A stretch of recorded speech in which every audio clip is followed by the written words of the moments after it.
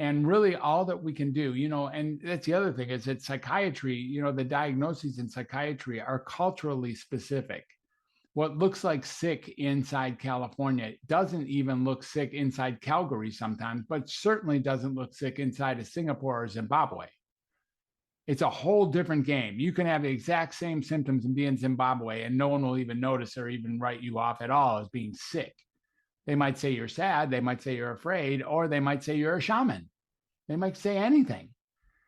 And because it's variable and there's no definition, because there's no variable, then there is no definition, which means that like when a word is different in different parts of the world, when an actual concept shifts, then it means that it doesn't have a pure definition. Without a pure definition, it is open to an entire paradigmatic shifting narrative conversation. We can shift the narrative on what mental illness is. What the Undoctored does is it builds on all of that by doing three things: undiagnosing, unmedicating, and undoctrinating people. Basically, by undiagnosing people who are ready, who realize that maybe there's been nothing wrong with them the whole time.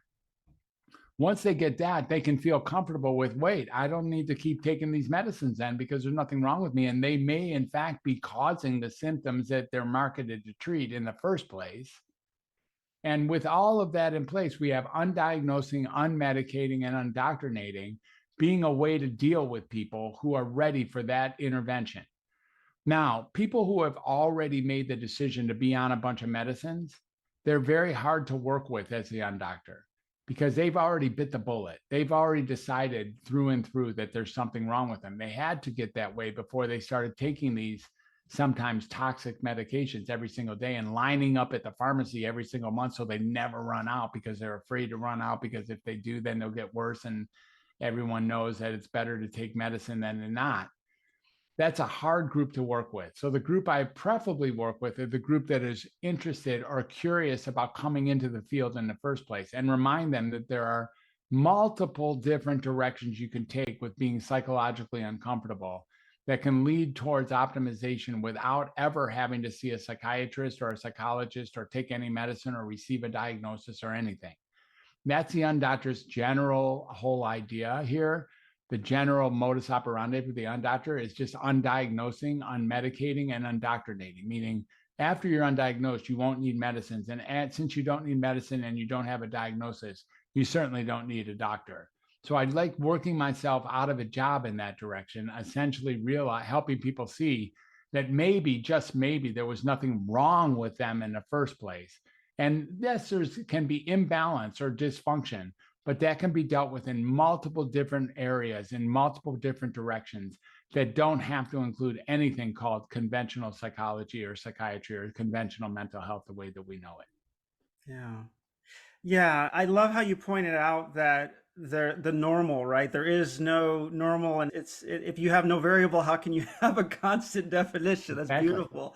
And one of the things that I think is difficult for some people is especially as as we were discussing before with social media and what people are uh, comparing themselves with other people. I'm a parent. I'm guilty of that on occasion with my own kids, and I'm like, oh, I got to stop. I have to make sure I'm looking at my daughters, and even them. Of course, they're very different. So to them, what resonates most with them in the way that I speak with them, or examples that I give them, or my approach to dealing with something that happened with them at school is so different.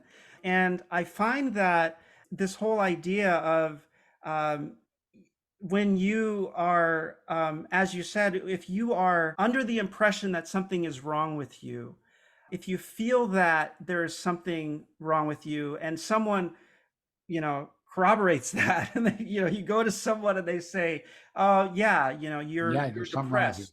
Yeah. Or you have trauma, and I had a good friend of mine, Dr. Irene Kopp, on the show a few weeks ago, and she was mentioning that everyone has trauma, and she was Yeah. saying everyone has